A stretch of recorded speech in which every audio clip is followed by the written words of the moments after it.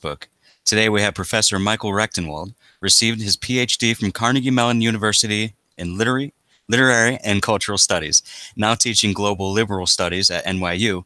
He's in the midst of a lawsuit against his employer and an active fighter of PC campus culture. How are you doing, Professor? Thanks for joining us. I'm doing pretty good. How are you? I can't complain. That is for sure. So, just for the people who aren't aware, take us through this lawsuit. What's it for? Who's it against? Yeah, it's against New York University and four of my professorial colleagues, and it is for defamation and harassment, basically, and hostile work environment. It all goes back to my a Twitter account that I started in fall of 2016, the anti-PC NYU prof. Is that still active? Oh, yeah. Okay. And from there, I began tweeting criticisms of social justice ideology and PC authoritarianism on campus at NYU and across the country. I critiqued, basically the what I see as a totalitarian impulse that is ripping campuses across the country. It got alarmed as it seemed that it was coming home to roost at NYU with the installation of a bias reporting hotline and the cancellation of speakers like Milo Yiannopoulos. All this took place in the fall of 2016. Yes. And then, it just also there was a lot of talk about trigger warnings and safe spaces and so on and so forth. So I just felt like I needed to speak up. Well, it's good that it is really good that you did. Yeah, I mean, what are these bias reporting hotlines? What they are is they have these bias response teams, or they call them BRTs. They're now installed in over 230 universities, colleges and universities across the country. So if you witness a microaggression, bias infraction, or other sort of bias incident, then you contact this BRT using the website. You click on it and email them, or else call them. Some colleges, I believe this is all starting from the Ivies and trickling down. The Harvard, I believe, has an app on the phone where you can just click on the app and then send in the bias report. So I thought this was a very, very scary proposition, and that it was lending the campus an atmosphere of a sort of a chilling Stasi state, in which basically everybody was turned into a surveillance sentinel. Yeah, you know what it sounds like to me here? It reminds me of the black-clad morality police in Saudi Arabia or Iran. Mm-hmm. And that's right. That's extremely scary. Like, well, it's a morality police, but they pretend to be politics police. It's very much like being snitched on in the Soviet Union during the Red Scare, during the Red Terror, I should say, that you would be reported if you made a ideologically deviant statement or, some other sort of spontaneous remark that did not set well, that just seemed to be off the party line.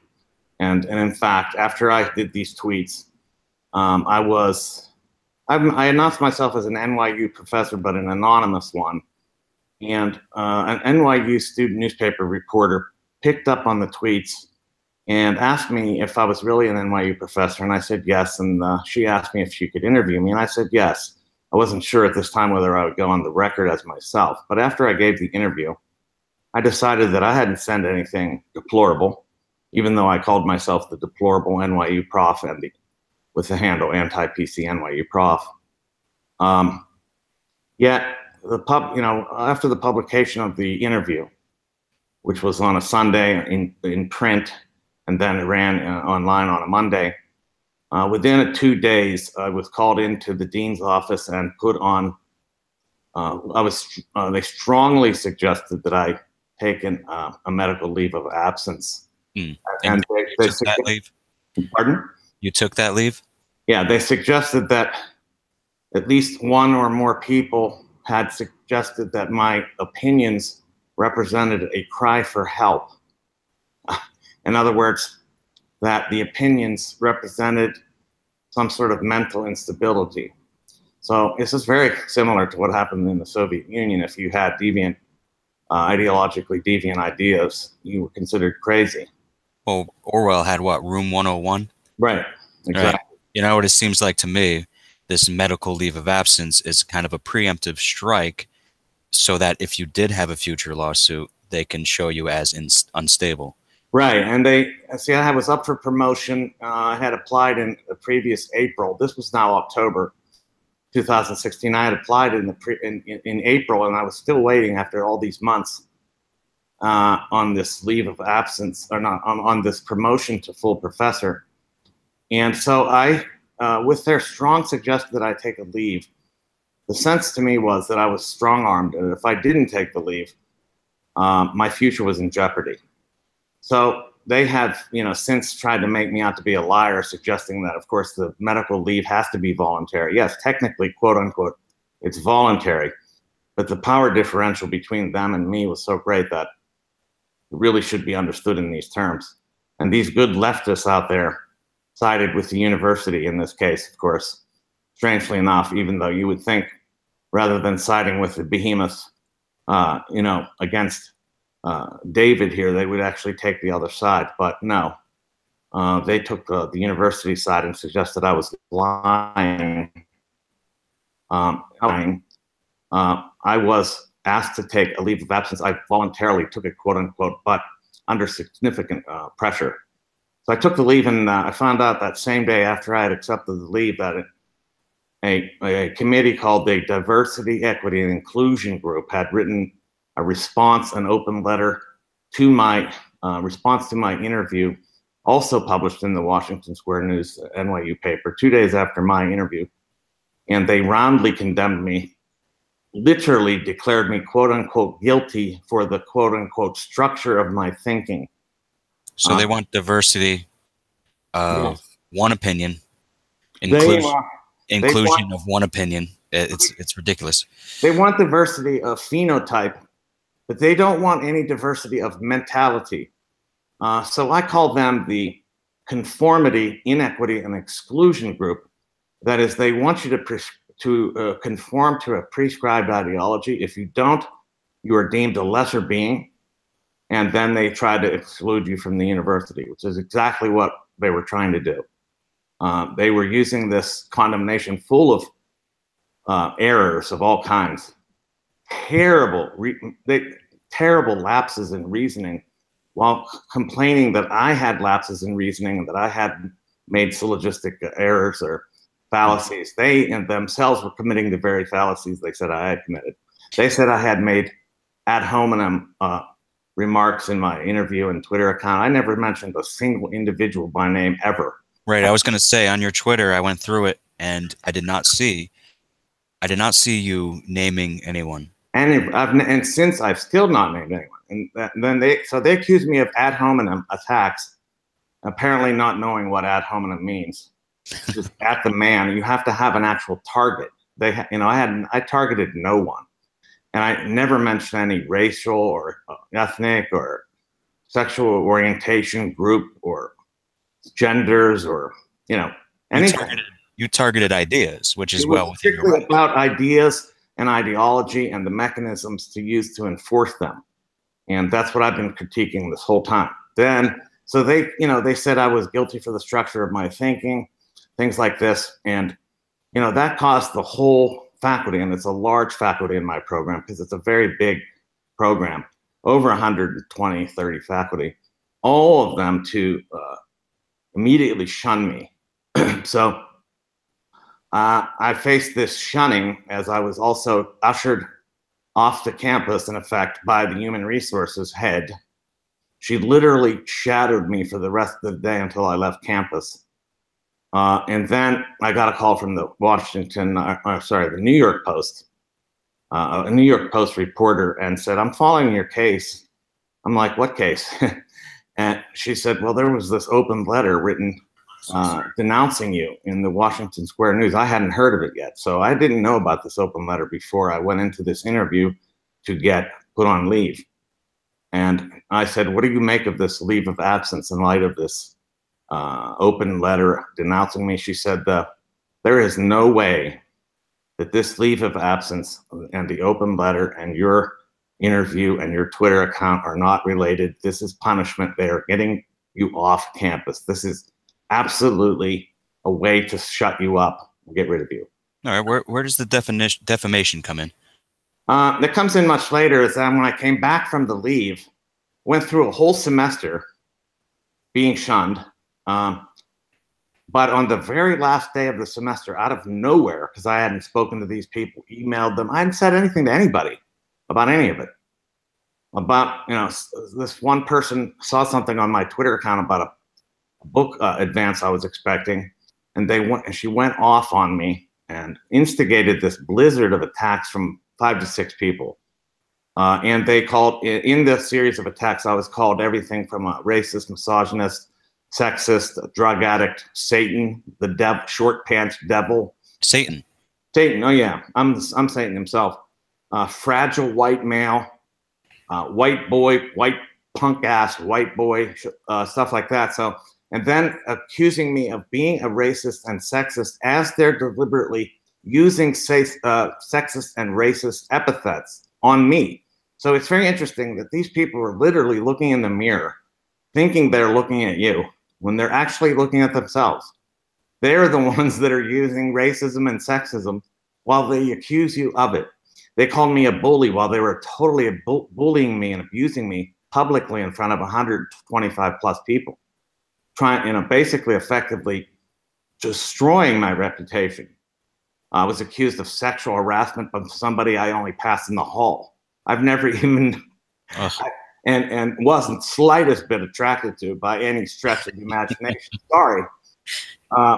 No shaming there, but I'm sorry, I do have my preferences, and this person didn't even come remotely close to meeting them. So, I mean, it's just unbelievable what these people said. Well, if there wasn't for double standards, the left would have no standards. The left is a complete walking hypocrisy. It's a walking contradiction. So and everything they say about others is true of themselves. True. So since you filed the lawsuit, I mean, how's it been going for you at work? It's no different because I had already been moved out of the offices and into the Russian department. I find very, very interesting. I mean, it's just poetic. It's so curious. It's like novelesque, right? It's like, so during this time in which the Russians are supposedly having, obstructed elections, and there's been all this collusion between Trump and the Russians and all that, they put me in the Russian department as they usher me out of my liberal studies office.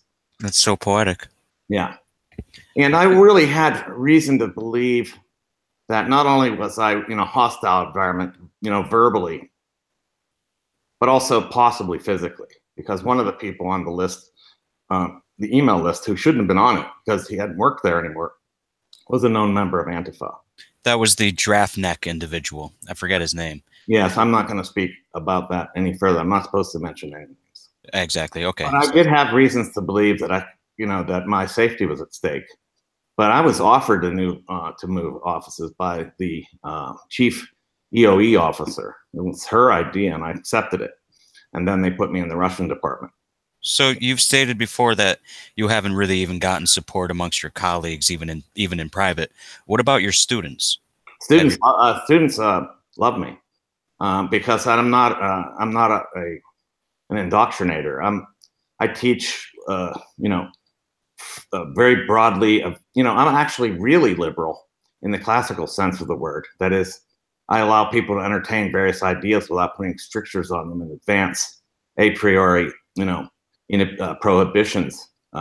So we are very open. The classroom is a great experience. The students love it. You know, this is a little bit of a distraction, but at the same time, it's kind of interesting because I make jokes about all this stuff all the time. You know, like here I am, Satan himself. You know, and they find it unbelievable because of anybody that's inclusive. There's nobody more inclusive than me, because I actually am inclusive not just of people's phenotypes, but of actually what's inside of their heads. I thought we were supposed to be interested in anyway, not what people look like. Isn't that the basis of racism and sexism anyway? I thought we were supposed to be interested in what's in their heads and like what is peculiarly interesting about what people think, you know. So I'm inclusive of all that. The university has a very, very shallow, superficial, and very curtailed notion of diversity, which is strictly phenotypical diversity. And it has nothing to do with it. It's very essentialist in their terms. That is, it is based on these essential characteristics that the so-called outside minorities are supposed to have. Then they want to get those minorities in the university, and each one of them then is playing a representative of their group, right? So if nothing is constraining, nothing is more constraining than that. That sort of they more or less, you know, mandate these people to be, you know, representatives of a group instead of themselves. Right. So they have a box given to them at birth. Right. They're relegated to this particular identity box from which they better not emerge, especially with ideas or thoughts that are not supposed to correspond with that box. For example, if you have ideas that don't fit with that identity type, that's a problem. And those are the people who get punished even worse than the white male, cisgendered straight male. You know, we're the devil in advance, but those people are apostates and they get destroyed. Right.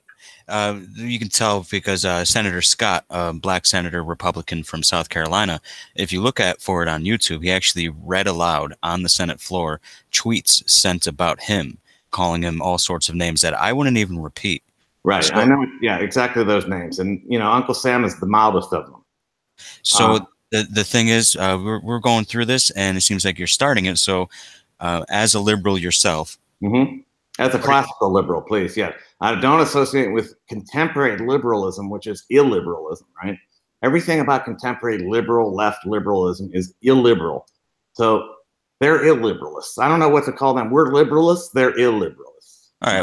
We'll put a pin and come back around to that because I do have questions about that. Sure. But I'll go with your phrasing. As a classical liberal, I mean, what are your principles? My principles are basically go back to John Stuart Mill on Liberty, 1859. Interestingly, published in the same year as The Origin of Species. You might say a scientific account of what are the conditions for a liberal society in the sense of having rights, individual rights, the rights of expression, the rights of free association, the rights of property, and all these rights that are necessary for freedom, and without which none of that is possible. And so I think group rights inveigh against individual rights, because if groups are put above individuals, then the individuals even in those groups can be crushed individually, and then of course individuals outside of those groups get crushed without saying, you know. So individual rights is the only principle that works to have rights. I mean, you can't have rights that aren't based on, that do not devolve or completely amount to or hinged upon the individual. Everything else is a sham.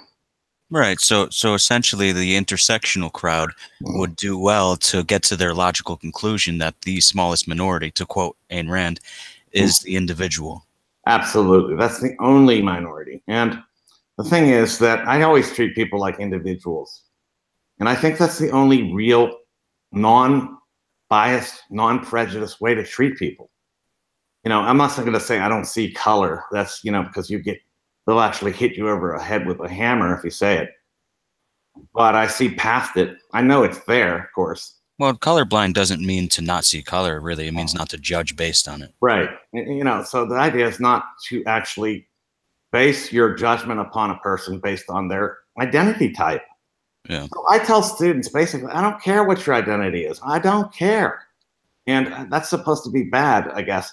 I posted one time on Twitter that I don't treat anybody specially. I treat everybody equally. And I got lambasted for that. That was considered some sort of horror, like that's fascism, I guess. People they're so lost with the language. They're so politically and historically illiterate. It's incredible.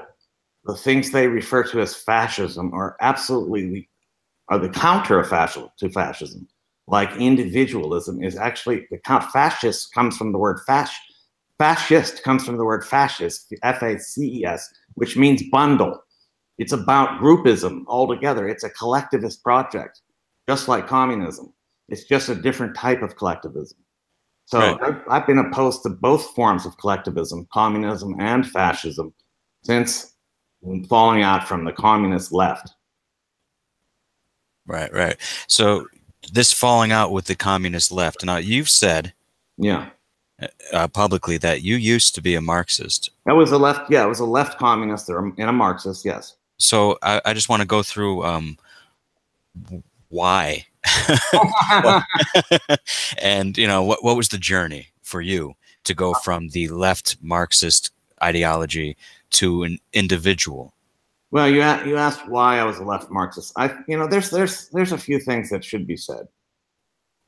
First of all, I was never authoritarian, and I've always been anti-authoritarian, even as a Marxist. But I believed, or I thought, there was a libertarian possibility for Marxism. That there was a libertarian wing, and that was possible to be anti-authoritarian and Marxist.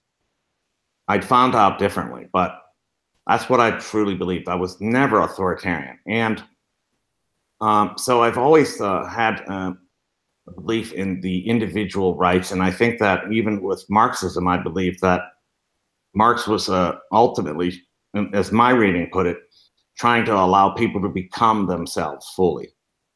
Now, Marxism today and since the 20th century, has not been that at all. And it has been anything but allowing people to be themselves. It's been the complete opposite, as we know. It has been the prohibition of being yourself. It's about being groupist, of being utterly identified with and completely compatible and identical to the others in your group and having the same kinds of thoughts, right? Being the right type of thinking and being person. So you're having the right consciousness, a mass consciousness, right? So I kind of always thought that I could be an individualist to an extent while also being a Marxist. So I had kind of a peculiar left critical position on the left from the Marxist standpoint. I was always much more critical of the left than anything else. I wrote criticisms of identity politics, intersectionality, postmodern theory, all these things, all from the communist left perspective. But then after this whole debacle, when after I came out as anti-PC, the whole left had consolidated, I thought, and basically were circling the wagons after the election of Trump. Right. And they became fanatical and reactionary, in my view. And I was attacked by every type of leftist, every type of Marxist, and they all seemed the same to me after all. In the end, once they bared their gnarly fangs and, basically they drove me out. Who would want to be in a group that hates you? I mean, and that tries to terrorize you. And that's what they did. They tried to terrorize me. Then they showed me what they're really about. And I realized that at the base, it's really strange, but as Horowitz puts it, David Horowitz, inside of every progressive is a totalitarian just screaming to get out. Right. And I saw it. I saw the totalitarianism, and I thought the people that I had actually associated with all this time were always harboring this totalitarianism. So I've been in the wrong group. And being in any group is wrong, as I see it. I'm not even into collectivist politics at all anymore. I don't think that's where it's at anyway. And once we get individual rights secured, everything else is a kind of a potential corrosive of it.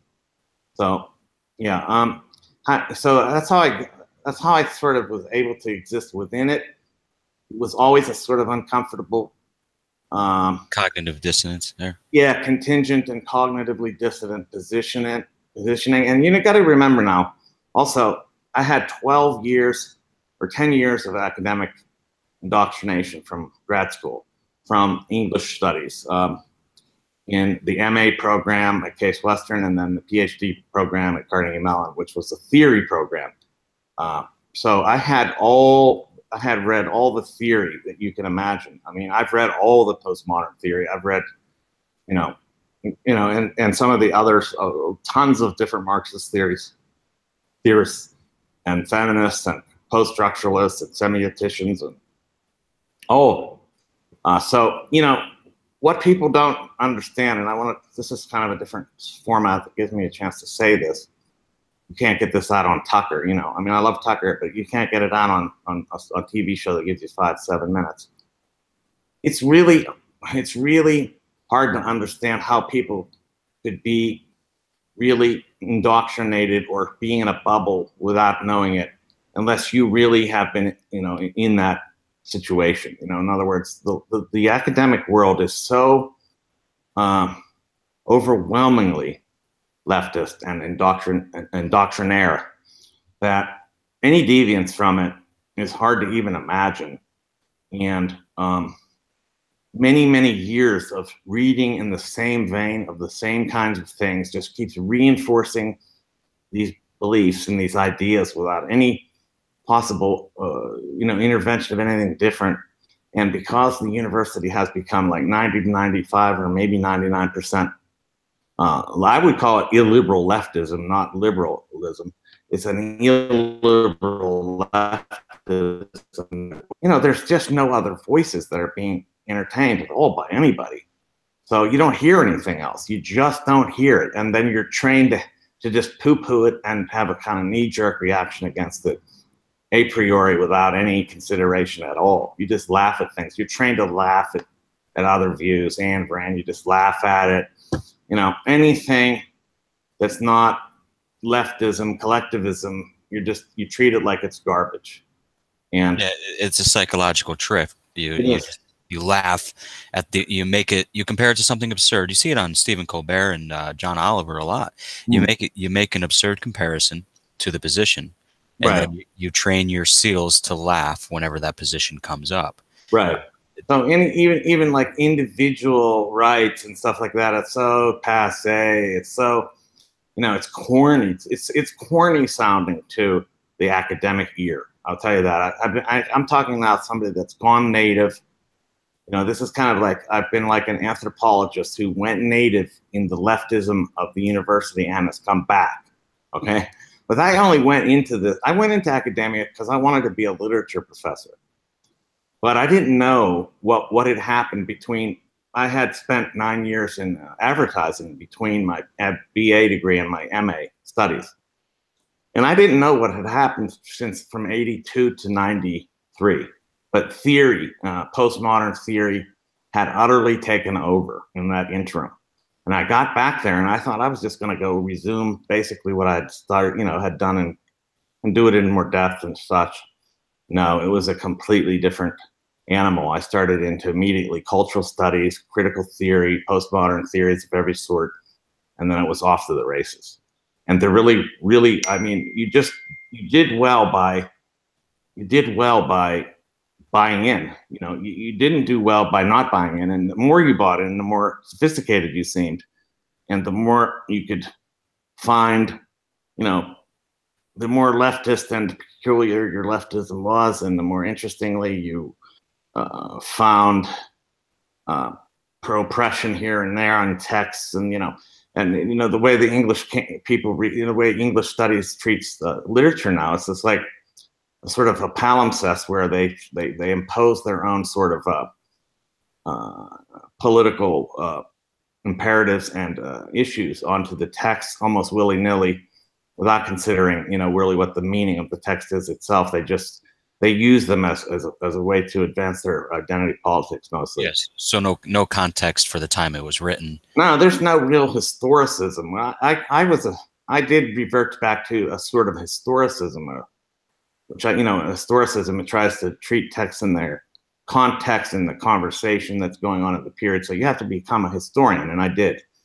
But what was going on for the most part is people advancing an identity agenda and using their identities as a career, in a careerist way. Like, their identities were useful for advancing their careers. So if you were gay, queer, trans, whatever, that's a great plus in the academy. So everything is inverted. It's an inverted hierarchy in the social justice world. It's not egalitarian at all. They they take what they conceive to be a hierarchy in the real world or the outside world, they flip it on its head. And so therefore the white male, straight male is at the bottom naturally. Yeah, that's called the progressive stack. The progressive stack, yeah. And when they do this in classrooms where they do this progressive stacking in classrooms where they call on people that are POCs first, women POCs, people of color, then black, then POC males, then maybe probably trans, then probably gay and lesbian, or lesbian and gay, and so then white women come in maybe, and then last but not least, but yes, definitely least, the white male, who they'd prefer not to say anything again ever. I'd actually say least of which, yeah, Jewish male. Oh, okay, that's possibly true. I don't know. The far left and the far right both have the same irrational hatred of Jewish. Wouldn't surprise me at all. Yeah. Despite the fact that their main intellectual heroes are mostly Jewish intellectuals. Adorno, Walter Benjamin, Trotsky. Well, maybe ethnically so, but not, Yeah, they're not religiously Jewish. Yeah, they're definitely secular Jews. Yeah. But, so your epiphany was very, very recent. It's over a year ago now. Yeah, well, I have a similar thing. I won't take too long because this is your time, but essentially I was just believing things. I wasn't thinking about them. Mm-hmm. So I would subscribe to the idea of privilege philosophy in the intersectional world without ever questioning, wait, is there something deeper? And I noticed that when I started questioning it to people who I had around me, they were incredibly vitriolic to any questioning. Oh, yeah. Whatsoever. And what ended up happening was after the election of Trump, I noticed a lot of my former friends being insane. So yeah, I remember one friend telling me it was because of racism, and I agreed with him. And then I looked up David Duke's numbers in Louisiana. I was sure that he got in, or at least got a significant amount of the vote. This is Deep South Louisiana. This was an election about racists, and racists voted. Yeah, he had less than 3% of the vote. Okay, yeah. So it blew my mind apart because I could not make those two thoughts, that this was a white supremacist in the White House and a white nationalist lost by 97% plus. So that journey from there, and fortunately I had people like you to look up to see, like, hey, you don't have to believe anything. You can think, you can reason your way into what is right and wrong. And first you need to define your principles as a human being. Right. And then you'll know how to act. Right. So as far as academia goes, is there any saving it? Well, no, not in its current form. It would take a massive routing, but it's not going to happen. I think that it's the election of Trump did not weaken it at all. In fact, it strengthened it in response or reaction. And in fact, it's made it more recoiling and, less engaging with anything outside of its own, bubble and belief parameters. They're less likely to entertain a single thought that even resembles remotely anything outside of the left social justice core now because of Trump than ever before. So people thought, the election of Trump might actually reverse this. Not at all. In fact, they have just become more entrenched. So the entrenchment has been increased by virtue of the Trump election. And I don't know what it would take. I mean, I'm working on doing it from an intellectual standpoint because I've, written a book on social justice and its postmodern parentage, which is postmodern theory. And I've tried to show how all these social justice ideas come from very bad philosophical premises, and they're postmodern premises. And postmodernism also adopted. It came into being in France and started in roughly 1968 after the student rebellion failed, and it had absorbed Maoist elements, disciplinary elements, including auto critique and struggle sessions. And so, just as postmodernism was being born, the left had absorbed these Maoist elements. So, postmodern Maoist is really what I would say the social justice left is about. It's not classical Marxism at all. It's a bizarre amalgam, but it is definitely a left it's a left progeny of a failed Marxist project. Well, that your term struggle session reminds me of, not your term, I mean, yeah, but it reminds me of Evergreen State and how they treated it reminds me of Evergreen State and how they treated the president there. It looked like a struggle session. Oh, and the way they treated Brett Weinstein and George, the president, to a struggle session in effect, because they were ideologically and identitarian wise, they were reprobate. They were then, utterly chastised beyond belief. And, can't believe that guy. Well, I guess I believe it. Why that president accepted that whiplashing, I have no idea. I would have never, ever accepted that. I would have absolutely lost it. I don't know what would have happened, but it would not have been what happened with that guy. You don't trap me in the bathroom. You don't start calling me by my first name in some sort of derogatory manner in order to sort of bring me down to your. I'm not honorific about titles and stuff like that, but that was just purely denigrating what they were doing to that guy. What was the purpose of it? Yeah, I wouldn't accept that at all. I would have been. You don't want to. They know not to play with me like that. Like, for example, after Gavin McGinnis came to NYU to speak, where he never got a word out edgewise, maybe 30 seconds worth. Then the chanting and the idiotic, robotic, moronic chanting starts, where these people just get these phrases and, shame, shame, shame, all this nonsense. And what's the other one? No this, no that, no fascist USA. Idiotic, anti-intellectual, moronic, robotic chanting is now the way of the university. It's secular Puritanism. Well, it's worse than that. It's Maoism. It's a kind of Maoistic mindlessness.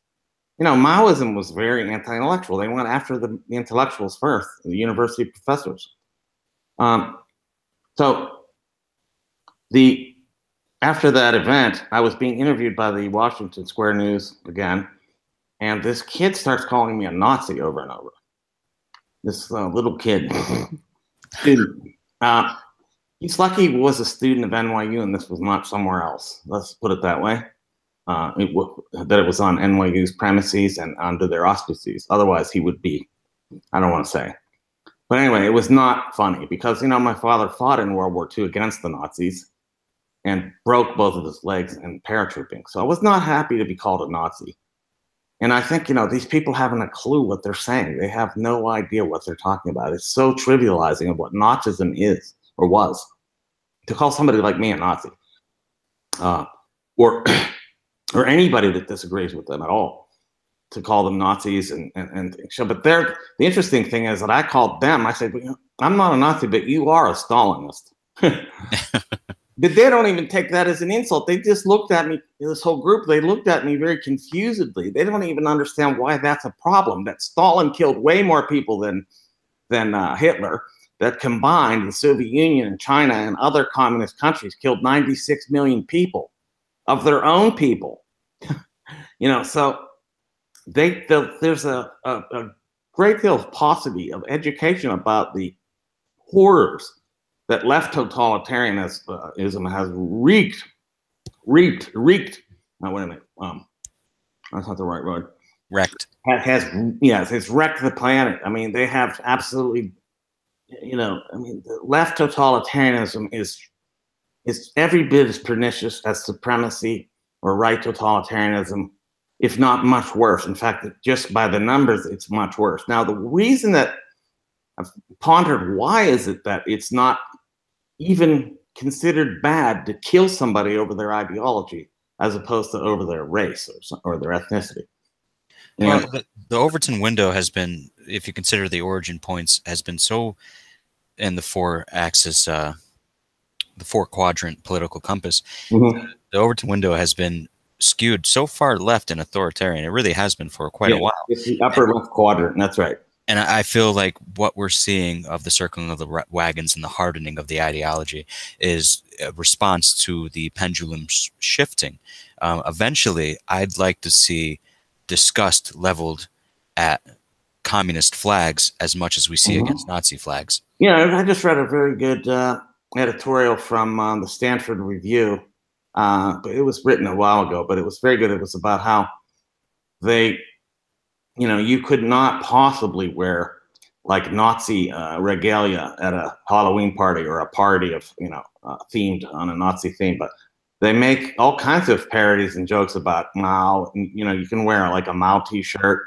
You could do all kinds of things with left butchers, but not right butchers, because there's something about the left mind.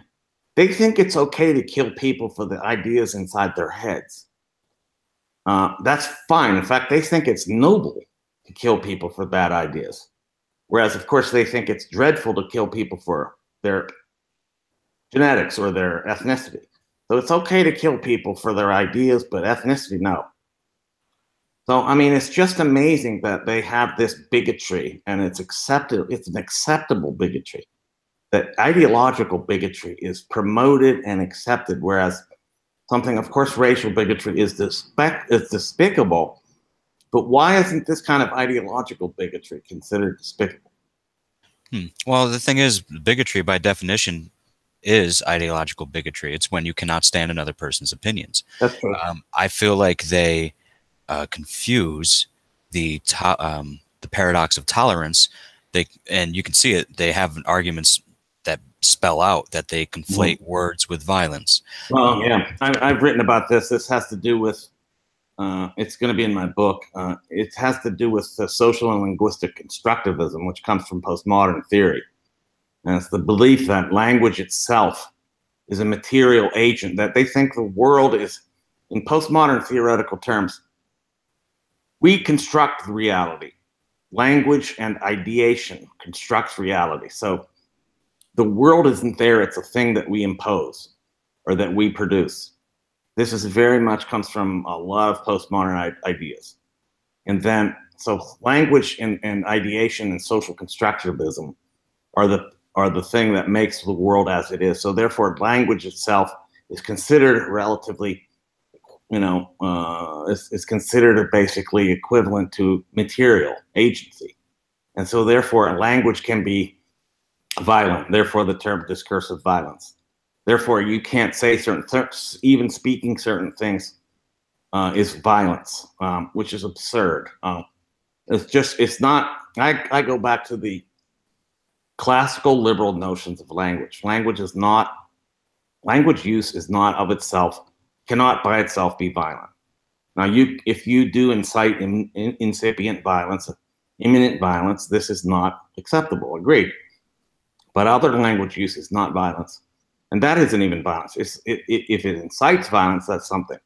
But language itself is not violent. It can't be violent in itself. So, but they have these very bizarre, this linguistic theory that comes from post-structuralism that has that is silently and unconsciously been imbibed by the left. They don't know where they don't have a clue where this came from. They don't know anything about what they're doing. They haven't a clue where the roots of this stuff are. But I've studied all of it, and I know where it's coming from. And that's where it is. Well, so essentially they reject grand narratives and foundational history for words and language. Would that be Yeah. fair to say? That's fair to say. But if at the same time, this is how I find them incongruent, they reject the grand narratives, yet for any systemic imbalance, they look at one point in a person's identity, generally race or gender, Mhm. Mhm. and ascribe to it a grand narrative itself. Yeah, I mean, let's start with this with the basic contradiction of postmodernism. Lyotard, Francois Lyotard said, he rejected master narratives. The problem is that postmodernism, so the postmodern position is there are no, master narratives, or master narratives are not valid, or something, this whatever it is. Well, that's a master narrative too. So postmodernism is a master narrative. So it's rejecting, it's self-refuting. Therefore, it can't be true. So it's wrong. It's a self-refuting narrative.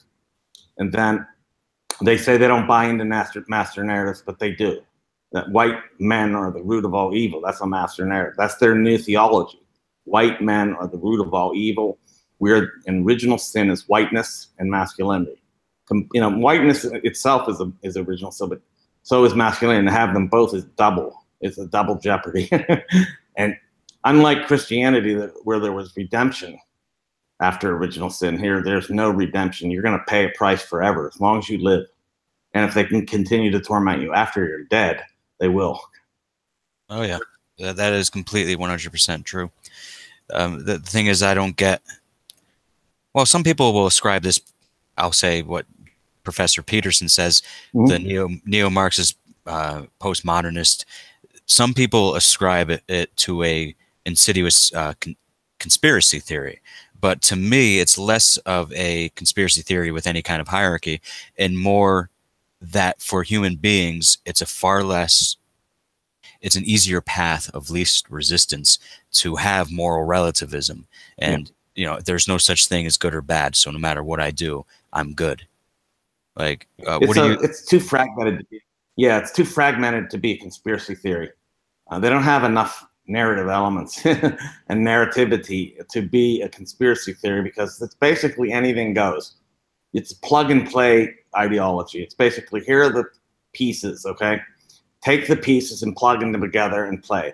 So they think white male bad, patriarchy bad, so you just get all these phrases, right? And then you start throwing them around. Cisgender, bad. What else is there? Cultural appropriation, bad. Heteronormativity, bad. Just get these phrases and then just throw them together in a mixer. And then you come out with a paper or a statement on Facebook. And some of these statements I've seen are so pathetic. They make no sense. They don't have a single argument. It's just it's a melee of nonsense with these trigger words, to use their language, the sort of hot language that they throw together, this rhetorical hot potatoes that they throw in one little bundle. And then they say that, so they throw this stuff together. There's not enough of a overarching narrative to be a conspiracy theory. Conspiracy theory takes work. They don't do that. Well, they're too lazy for that. Same thing with reading history or understanding context. Oh, yeah, they don't know anything about history. In fact, as far as they know, the whites have the only imperialists that ever existed on the earth. This is absurd. They don't know any deep history that every people has been an imperialist people. Everybody that's existing has been a colonizer at one time or another.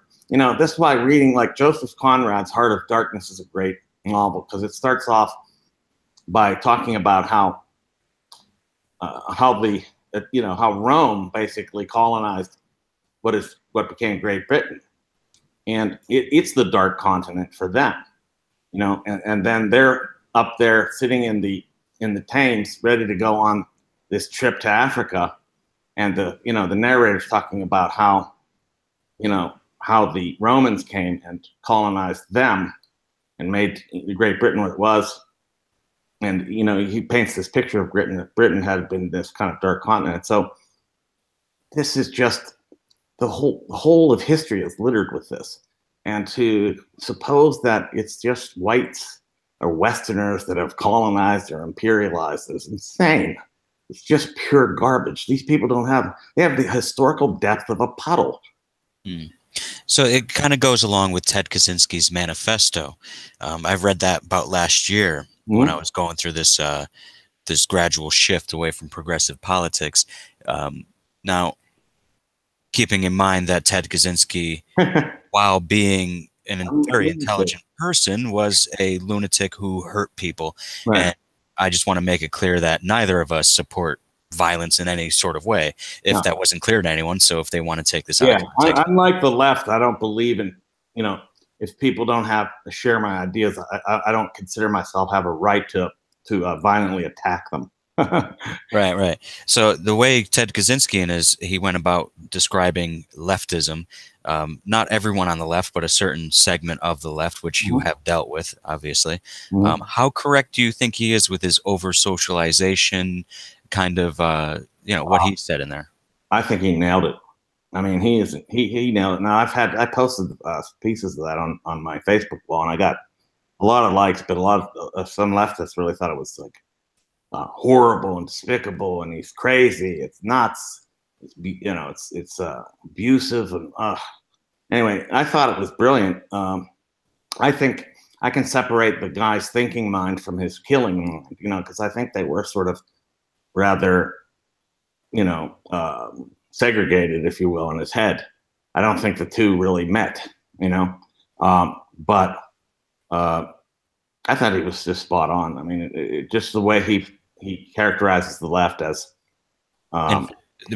having, this it's really much Nietzschean, right? It's a resentment, really, a resentment ideology. It's all about resentment, feeling less than, feeling weak, coming from this position of feeling weak, and therefore identifying with everything that's weak in the world. Or what they think is weak. They think is weak, which ironically, minorities, they feel weak. Anyone who the leftist considers weak is really who they consider weak. Right. So they characterize groups and people as weak, in effect, mental, in their paradigms. Women and minorities, blacks, any brown people, they're weak people, and they also have no agency at all. They do nothing. Everything that's done is done by the big bad white male, and it's all from the United States, effectively, with England as this little patsy boy. So they really they divorce agency from all other beings on the planet. So this is really derogatory towards those peoples.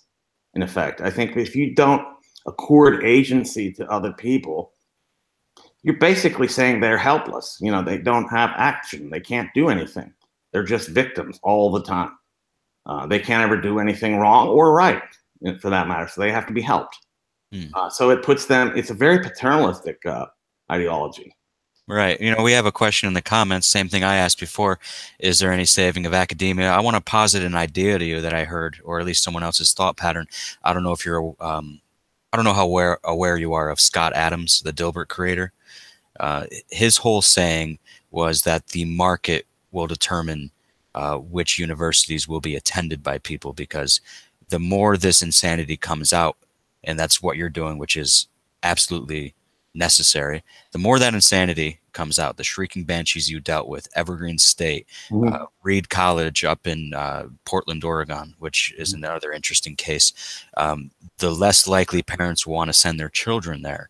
They'll get less money. If you look at Missouri State, which had the big problem with the teacher who got fired for getting some muscle to get an independent journalist out of there, they have essentially lost so much money because I mean, that's the case of schools that are in like the Midwest or elsewhere, but when the parents themselves are utterly indoctrinated as well, which is most of the eastern coastal cities and the western coastal cities and universities, that you can't, there's no pure market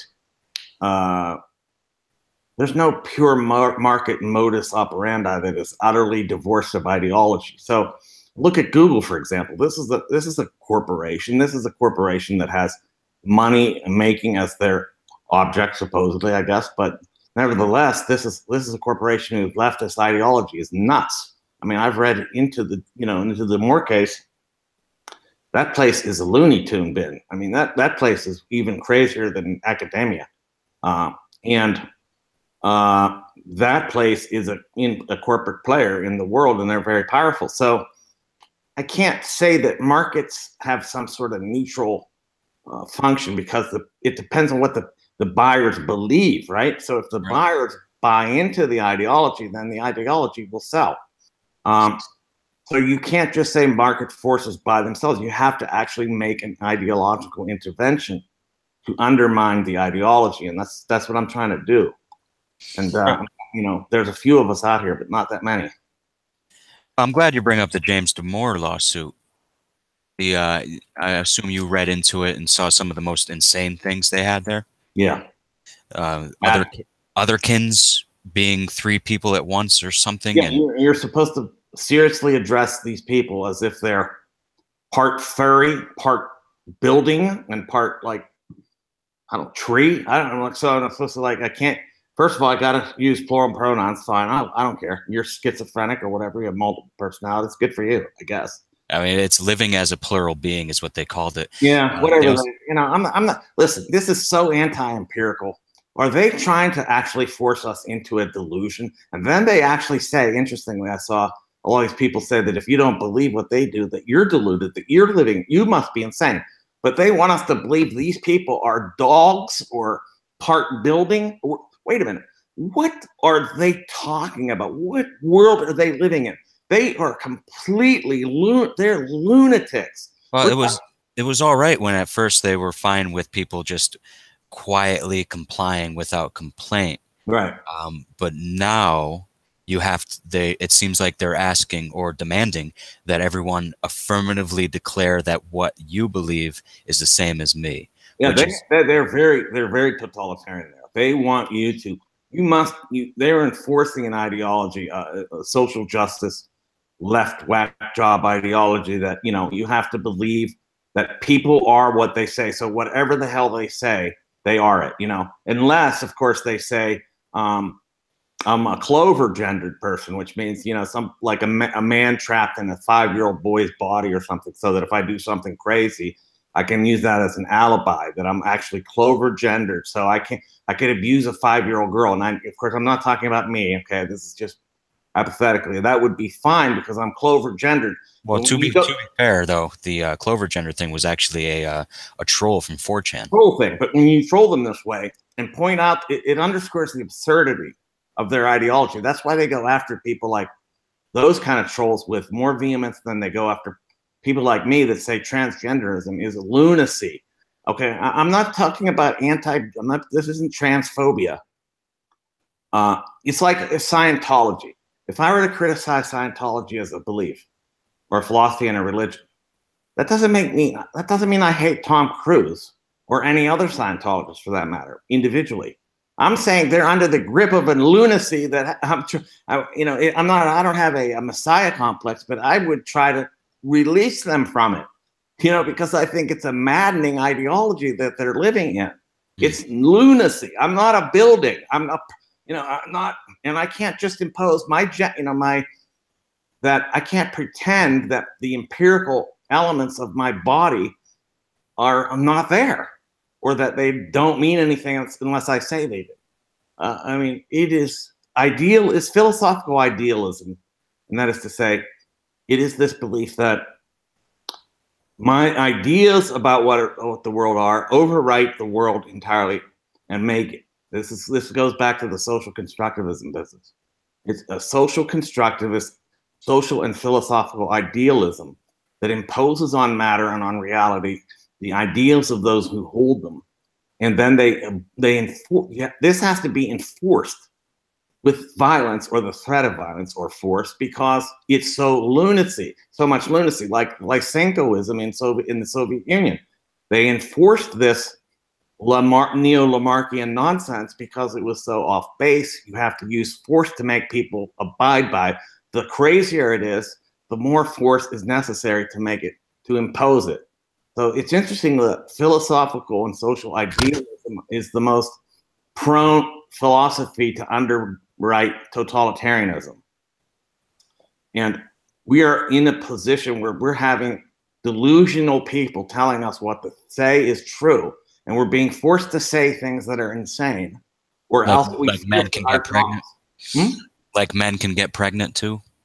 Yes, that like trans men can have babies, so men can have babies because they were men, because they're really men. So they're saying, so people that were women have become men in their minds can get pregnant. So not only women aren't the only thing that can have, people that can have babies. So therefore, Planned Parenthood can't use the word women when they talk about baby bearers.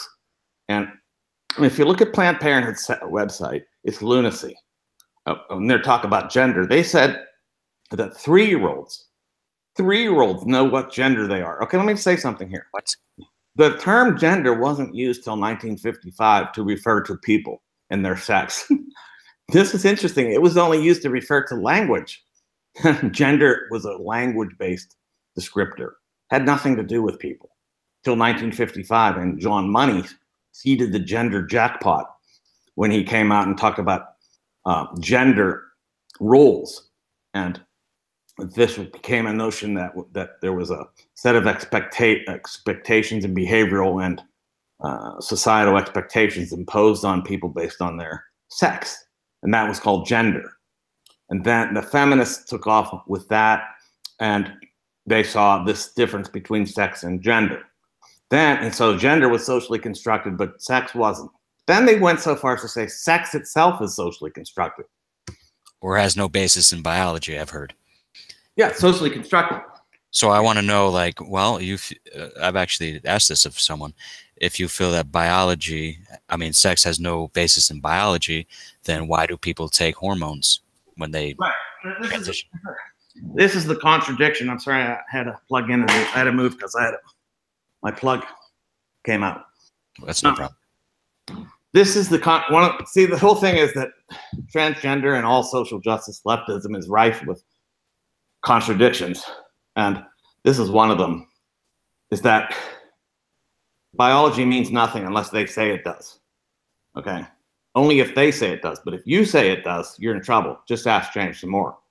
They revert to the sexed brain now, a sort of mental a brain essentialism, that there's a female brain and a male brain now, to as a sort of a alibi or a justification for changing their sex.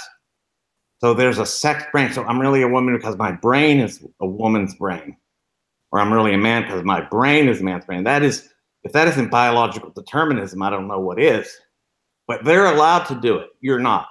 They're allowed to do biological determinism. You're not. Well, how about this for a liberal position? This is off the top of my head. You have no right to my perception of reality. Yeah, that all goes back to, I talk about all this stuff in my book, which is called Springtime for Snowflakes, Social Justice, in quotes, and its Postmodern Parentage. This all goes back to standpoint epistemology, which is inaugurated in the Soviet Union by George Lukács, who was a Soviet literary theorist and Marxist philosopher, who argued that the proletariat had a particular standpoint from which they could have a better access to objective reality than others, especially the bourgeoisie. This standpoint epistemology was then later, he wrote this in 1923, but it really didn't make it into English until the 60s, I think, or 70s, and when the book finally got translated. Then it got picked up by feminists. Sandra Harding in The Science Question in Feminism, she picked up the idea of the standpoint epistemology and called it the feminist standpoint epistemology. Women had a particular standpoint from which they could have a better access of objective reality, and others didn't have that access. Then it got funneled through the postmodern prism of lunacy, and it became everybody, all subordinated people particularly, have their own standpoint epistemology and their own peculiar access to their own knowledge, which no one else can have access to or know about or understand. Okay. At that point, I say Okay, what's the point of talking here? Why are we still talking? Because if I can't understand anything in your knowledge base, if your knowledge base is utterly inaccessible to me, then now, first of all, this is obviously a relativism, subjectivism, and idealism of the third degree. Second of all, it makes it utterly inaccessible to me.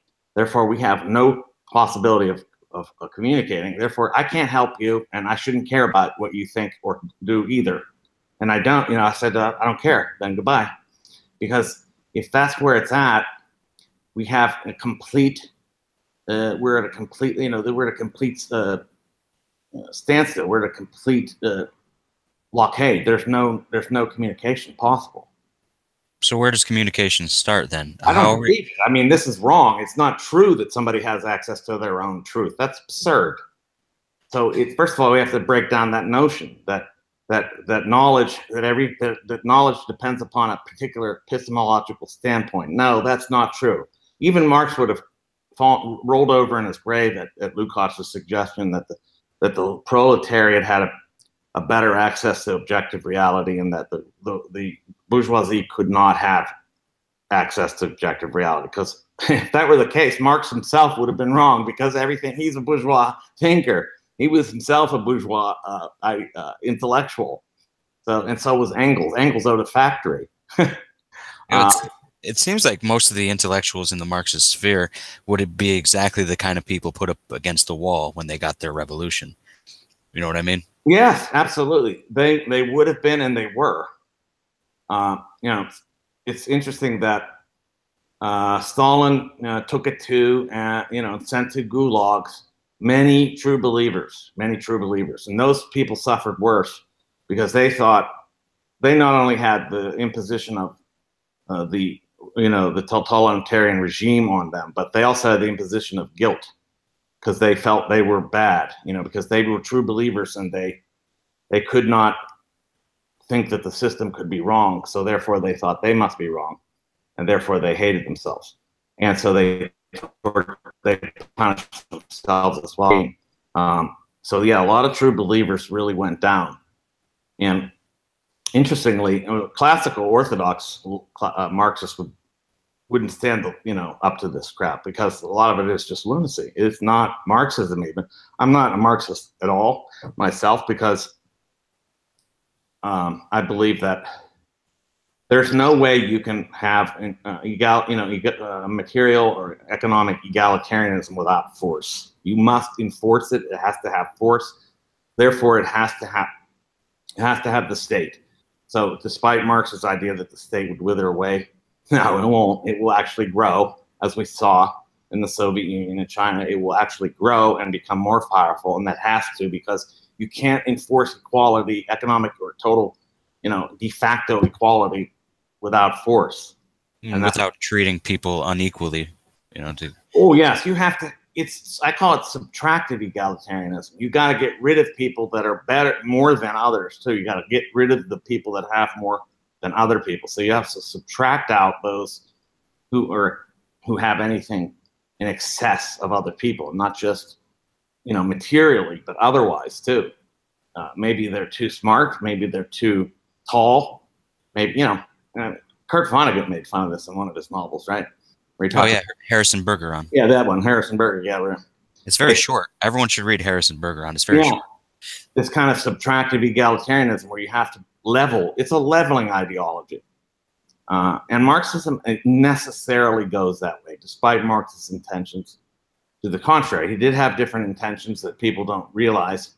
He did think that Marxism or socialism, if put in place, would allow people to be who they really were, to their fullest individual capacity, because he thought that the freedom from necessity that Marxism would make possible would allow for the flourishing of the individual. But it can't work, because it requires force to keep everybody equal, de facto equality. It requires the idea that anyone is equal. I mean, you're not, I'll speak for myself. I'm not personally going to be equal to myself tomorrow. Even day to day. That's right. I might have been better yesterday than I am today. And if so, too bad for this interview. Yeah, you're right. I'm not equal to I was probably never equal to myself this morning because I was feeling rather sick. So I was worried about this performance, you know, because every time I talk, like, you have to be pretty on, or else you can sound like a muttering idiot.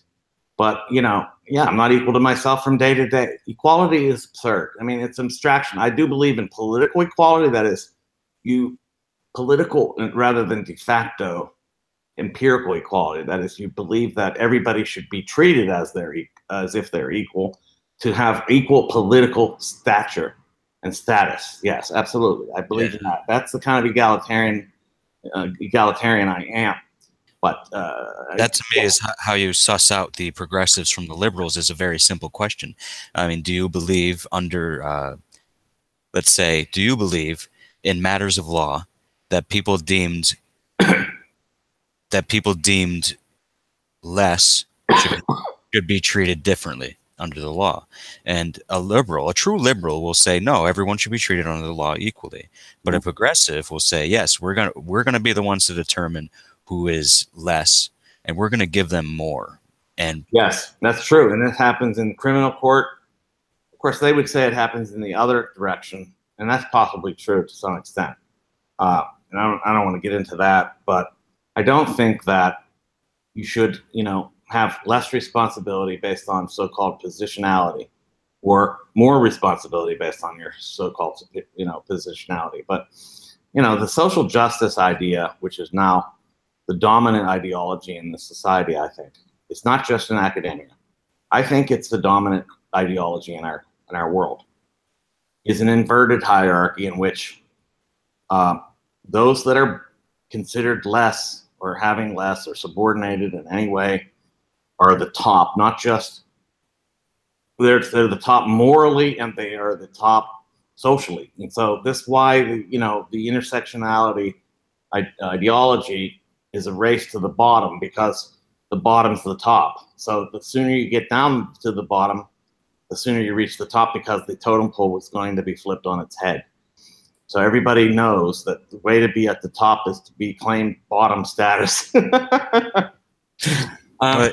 just have to read Nietzsche to just laugh at this stuff, because he had this figured out over 100 years ago.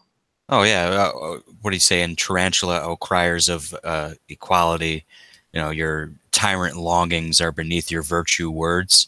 I mean, there's nothing more just apt when it comes to the modern left. And I've stopped calling them liberals, and I call them progressives, even though they are regressive. And if you peel back the layers of progressivism and you look at the Progressive Party in the United States, they were behind prohibition. Mm-hmm. They were behind Woodrow Wilson, and what they were was also behind eugenics. And eugenics. And what was the they're first? They're behind eugenics today too, and I can tell you why they're behind eugenics again, because they're actually they're using eugenics on gay children, gay and lesbian children, or people they think are going to be gay and lesbian, because what they're doing is saying that those people that are, you know, what they're doing is this encouragement of trans identity is so strong that they would rather you become infertile than not be trans. So they're using, you know, so blocking puberty, hormone enhancers and blockers, which together cause infertility, that cause potentially homosexual children to never reproduce. This is eugenics, plain and simple. I mean, how else could it not? How could it not be eugenics? You're cutting off the possible lineage of these people. This is unbelievable. So, but they don't see anything wrong with it. You see it throughout the West. Everything they do is okay. It's always okay, whatever they do. You see it throughout the West. Iceland released a news article that I was reading, and its sterile wording was the most frightening part of it. The headline was something along the lines, to paraphrase, Iceland is doing away with Down syndrome. So I read into it and I go, oh, did they find a genetic marker and do some therapy, gene therapy within the womb? No, they're just aborting children with Down syndrome. And they're doing so, yet I think in 1 year, 3 children with Down syndrome were born because of false negatives. And that made me think, how many false positives are there? Yeah, false positives is a very scary thing. Toronto, they found up in Toronto, there was Islamic pregnant women getting abortions of female fetuses Oh, because wow. they want their children to be male. Yeah, so it's happening here. So in other So words, this whole feminist movement is actually turning out to be killing women. well, it's interesting. I mean, this is the biggest, you know, this is probably a good topic to talk about too. What is it with the left embrace of Islamism, especially since you know, of all the major cultures on earth, it is the most oppressive to women of women on earth. I mean, it's unbelievable. What is this about? And there's two explanations. One is the enemy of my enemy is my friend. You know, since they also oppose the white male Western hegemony, and like the feminists do, therefore they are our friends. And the other one is cultural relativism. I think the two of them are involved. Cultural relativism goes back to the anthropological notion, of course, that, you know, we can't judge another culture by our standards, and otherwise we are deeming that's basically cultural ethnocentrism and cultural imperialism, or cultural belief in cultural superiority. So therefore, we have to regard that any culture, whatever they do, is just fine. Of course, this invades against individual rights, because what is there? Why do we want to protect cultures at all, except to protect individuals? Right. So, The thing is, it's not that I'm judging another culture by my standards. I'm judging them on the standard of liberty for the individuals within. right. But then they would go so far as to say, well, that's a Western notion, and the Western, you know, Enlightenment is a imperialist project. Oh God! So they just throw all kind of crap, you know, out there from that. So you can't even say that, because they'll just say that's a Western thing too. It sounds like a linguistic gish gallop of sorts. Yeah, this is how academic left works. They just use these phrases, and then they're sort of like, they're not arguments as in the typical sense of like moving forward a position, and then, you know, and sort of like winning on the basis of reason and all that. It's just sort of, they throw rhetorical little bombs, you know, and that's how they work. It's kind of like Sophistry. Yes, it's sophistry. It's linguistic terrorism, you might say. But you know, it's funny that you mentioned feminism in their embrace of which I never would have imagined that they would do, their embrace of a conservative religious ideology that covers women. Because just the other day, I don't know if you've heard about this, but the F1 racing series actually fired their quote unquote grid girls. Yes, I saw that. These are women who, by their own choice, right, determined to work where they want to work, dressed how they want to dress. They have a say in what they wear. And the comments, and this is only on the internet, and I have to sometimes remind myself that it's only the internet, but the comments from the feminists on the left are essentially making the argument for niqabs and full body coverings. Yeah, yeah. It's very strange, and I still cannot square that circle. Well, they're just full of contradictions. You know, when you're dealing with ideology, you're dealing with inherently a contradictory system, right? Ideology is always contradictory. So people that, you know, I've gotten some good thoughts out of some thinkers that from the Marxist left. One of them is Louis Althusser, who said, when you don't know you're in ideology, you are in ideology. And when you know you're in ideology, you're out of it. So the minute you recognize that there's an ideology operative and that it's, you know, that it's affecting you, that's the moment you escape from it. These people don't acknowledge that they're living in an ideology, and that's why it's working on them. And ideologies are always contradictory because they're not rational systems. They're just a bunch of rationalizing systems. They're just used to, they're shortcuts for thought. It's a shortcutting of thought. And the whole social justice linguistics is nothing but shortcutting thought by throwing up phrases that are prefabricated and plug and play diction that they throw out there that you could search on the web, and just throw a few of these in there, spice it up with some microaggressions. Let's have a little, what do you call it? Gaslighting for good measure. And how about some patriarchal oppression and white male toxic masculinity, and just mix it up, throw it in there, come out with a puree, and there's your paper, there's your argument, there's your post, there's your essay, there's your blog, there's your statement. So it's Mad Libs for sophists. Yeah. That's It's pretty incredible. good. This is a non-thinking culture, this SJW culture. This is anti-intellectual to the extreme. They don't know they're anti-intellectual. They think they're actually intellectuals because they're using idiotic abstractions. Because if you use abstractions, it's easy to win, you think, because the abstractions have all this, resonance, right? And they have this virtue-sounding resonance, but it's nonsense. It's just nonsense. A lot of it's non sequiturs of all kinds. There's no progressive argumentation. They don't know how to think. They don't know what thinking is. They think it's critical thinking because it's nasty. Critical doesn't mean it's mean. It means it actually makes sense and connects in a way that works to oppose something else, like what we're doing about them.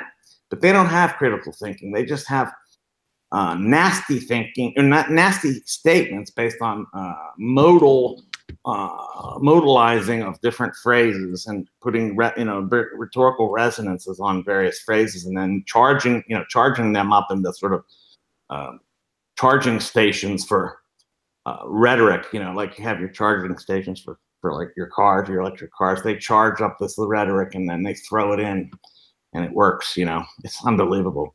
Yeah. So the university could do well with more conservative thinkers, but is it possible that it is necessary to have conservatives, because otherwise the worst ideas, so in a Darwinian system, you need competitors to make the best things survive and to make the best ideas live. And without competition, the most absurd nonsense has passed for viable thinking.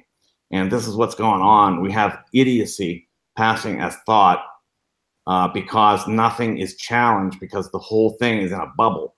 And if you come in there and say other things, they just use this shaming to get rid of you and calling you names like they did me, racist, sexist, misogynist, Satan, white pants, short pants devil. Well, here's the thing about what I was thinking with conservatives within academia. Sure. Is it at all possible that, generally speaking, conservatives are less, they have less trait openness, and to be a teacher, professor or such, you should have higher openness. Is it possible that, not to be biological determinism, but just through these traits alone, just thinking through this, I'm trying to, that it'd be less likely that conservatives would want to be teachers? Yeah, I mean, there's so many things there. Okay. I've heard these paradigms before that, conservatives are less open and therefore they're less amenable to thinking about new ideas or different ideas. And they're going to be more, likewise, they're less intellectually curious and therefore they're less likely to be intellectuals. No. I'm saying they're less likely to want to deal with people, and rather they deal with systems. Oh, I see. Okay. Well,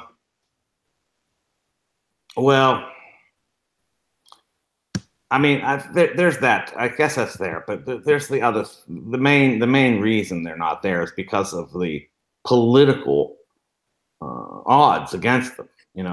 The system is so stacked with this, not just the leftists, but a particular type of leftist, that it is almost impossible. It is impossible to break through. I was a leftist, and I still couldn't. I had a lot of trouble getting through, because I was white and male and all that.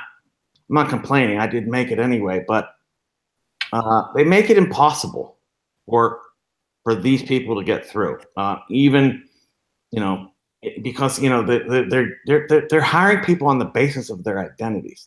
It's a purely identitarian system. It's like identity itself has some intellectual merit of its own, which to me is absurd, because there's nothing about identity that has any intellectual merit of its own. It depends on what's said, Yeah, well, even considering identity as the, arbitrary characteristics of birth is irrational completely, because I like what a lot of the 60s thinkers had to say about identity, which they would term it was your consciousness, Mhm. which is really a beautiful thought. Now, I got a question for you. Which Yeah. one do you consider worse? A rabid leftist in academia, Mhm. or the easily cowed in academia? Easily cowed. Ah, okay. Well, they work hand in glove.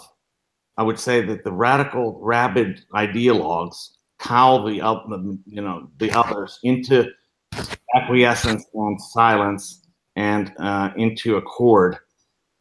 I'm almost going to say that the cowed ones are worse because they're the potential allies. I hate the term; they've ruined it. Of course, they're the potential.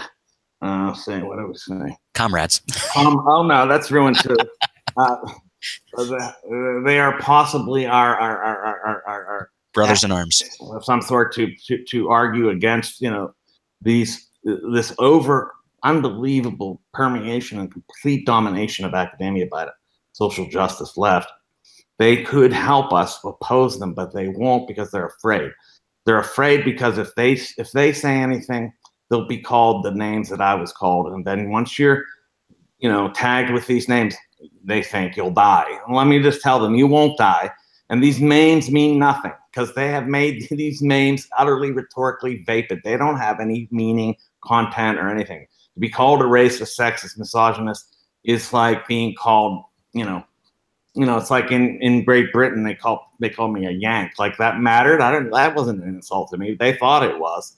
It's like that. It means nothing. So if these cowed academics can understand that you won't die and that these names mean nothing and come out against these people and oppose them for their rabid ideological conformist imposition and totalitarian character and anti-intellectualism, we could win. Yeah, I love it. I'm going to close this out soon, but how can we help you as the Liberalists? What can we do to help you help actualize the agency of these cowed individuals? That's a great question. Keep appraised of the story. Keep abreast of the activities that are going on. Trust us that those about this, like people like me from academia, James Damore from Google, that what we're saying about these things, these people, this stuff is going to extremes that you can't even imagine. Well, we're trying to get it across. It is unbelievable what's happened. Help us by being the counter to it intellectually. We need public intellectualism to counter this with thought, with better ideas, not with force, not with rhetorical shit, not with shit posting or shaming or any of that, but with better thoughts and better ideas. We can't win it otherwise. I mean, how would you consider, maybe not rhetoric, but language used in the public sphere? Should we avoid being overly crude, I would suppose, or how would you word certain things? Because I have a tendency to maybe not get angry, Yeah. maybe not lose patience, but I'm very blunt. Yeah, me too. I use ridicule as well, and I use sarcasm, and I use parody. Of course, I've done that. Satire. I think to use hyperbole, irony, satire, all these things are great. I mean, these actually are very, very valuable tools. Ridiculing their ideas by showing how absurd, patently absurd they are, that's good. That's fine. Don't do things that allow them to easily put you in the box and dismiss you. So, take their language and then show them what it means. Like unpack it and say, this is actually what you're saying. And then once you point out what they're actually saying, they can't really escape it. So I would say beat them at their own game, but actually using sharper logic, sharper thinking, real intellectual engagement, and not this rhetorical nonsense, which they do, this sort of just sheer, as you said, sophistry. Just win with, the other side of the Greek paradigm, So essentially, it would be like the art of Aikido is a martial art where you use the opponent's weight against them. Yeah, So when they come at you with this rhetorical word salad alphabet soup, yeah, you just turn around, you stick your leg out, and you use what they have said to you yes, and twist it to show them how irrational it is. yeah, But it's less important to show them and more to show the cowed individuals around them. yeah. Like I say things like, I just criticize their whole routine. Like they use plug and play rhetorical elements like children playing with Legos. They say stuff like that because this is true. That's exactly what they do. And it's exactly what Orwell was saying about the nature of totalitarian language use. They just take plug and play phrases, prefabricated phraseology, and paste them together. That's exactly how totalitarianism works. So yeah, get out the Orwell, his essay on the English language, and show how they're doing exactly what he argued about. That they're abusing language to the nth degree. They're language abusers. They use the most vulgar abstractions and idiocies that they think pass for thought just because they have some so-called rhetorical charge to them. Just puncture that stuff. Puncture it. That's some great advice. You want to tell us you have anything working on in the future? You have a book coming out? Yeah, as I said, I've 99% done with it. I had a publisher, but he asked me to write about my academic history, and then when I did, he said it's too academic after 7 months. So I'm looking for a new publisher. It's called Springtime for Snowflakes, the social justice, quote unquote, and its postmodern parentage. So I'm looking for a publisher for that book, but I know I have an excerpt coming out in Academic Questions, which is the periodical of the National Association of Scholars, coming out soon. This will be my 8th book. So it's not like I haven't published anything before. I have books on 19th century secularism. I have a contemporary book on global secularism. I have an academic writing textbook, writing across the curriculum textbook that I use in my own classes that are used all over the country and Canada. So yeah, maybe help me get a publisher. That would be nice if you could help me do that. Because this book is going to puncture social justice ideology at its root. We have to take it down by showing what it is and where it comes from. Well, I hope you all the best in finding a publisher. I would talk to Milo Yiannopoulos. Maybe we can get some kind of, movement going on the internets to get him to look at it for his dangerous imprint. I mean, it's yes, I've been in contact with the oh, president. They have written me. We've had some back and forth. I don't know where it's at right now, but I would entertain that for sure. Oh, I can't wait to read Springtime for Snowflakes. I love the title. Professor, I want to thank you so much for coming on. And thanks for having me. I really appreciate it. Yeah, well, hopefully the Liberalist watches, and follow you. There's some links below on your published work in academia. Again, thank you so much. Thank you all for watching, and stay tuned. Join us at the Liberalists, and thank you again. Thank you. Bye-bye.